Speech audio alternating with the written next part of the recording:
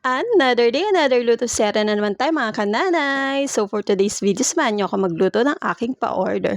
Yes, may pa-order tayo. Kaya happy na naman ang person na money is life.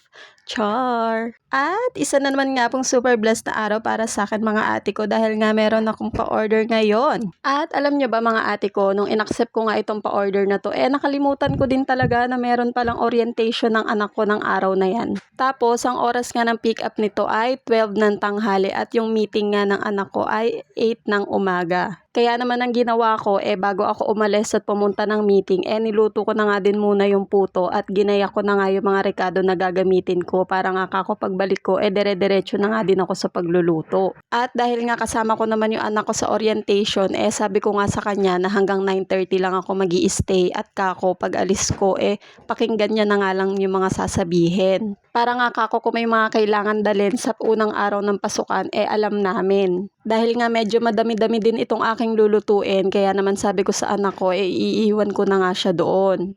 Isang bundle nga lang yung unang order ni client at nung gabi nga, nagpahabol siya ng isa pang order. Nakita ko nga lang itong post ni client na naghahanap siya ng food bundle bilao, kaya nag-message ako sa kanya.